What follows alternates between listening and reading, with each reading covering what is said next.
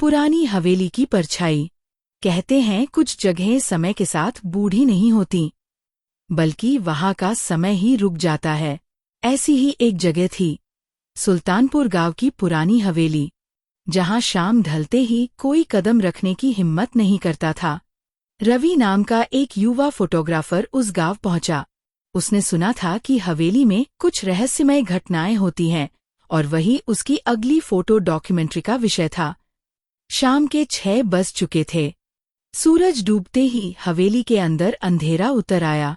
दीवारों पर पुरानी पेंटिंग्स, टूटी मूर्तियां और सड़ी हुई लकड़ी की गंध, हर चीज जैसे अतीत की चीख थी।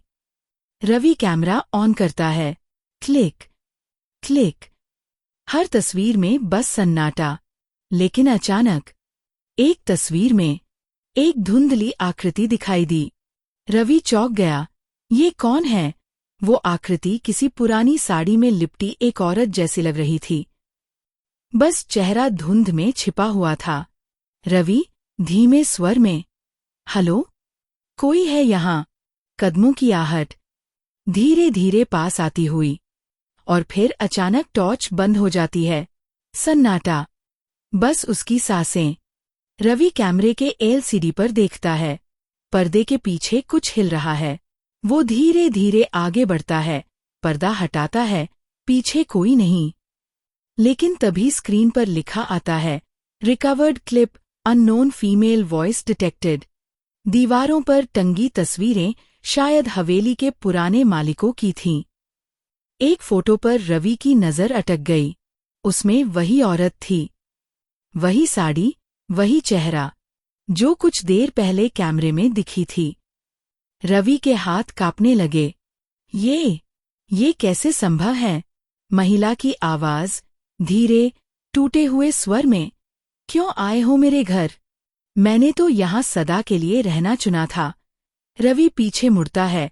वो औरत सामने खड़ी है, चेहरा आधा जला हुआ, आंखें लाल और होठों से झरता काला धुआं। रवि चिल्लाता है, बचाओ।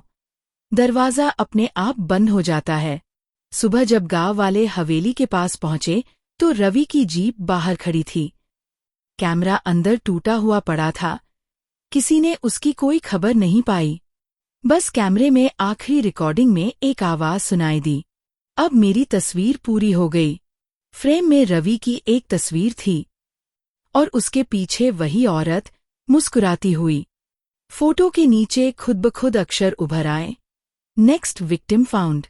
कभी किसी जगह तस्वीर लेने जाओ तो ध्यान रखना, कहीं वो जगह तुम्हें हमेशा के लिए अपनी तस्वीर में कैद न कर ले।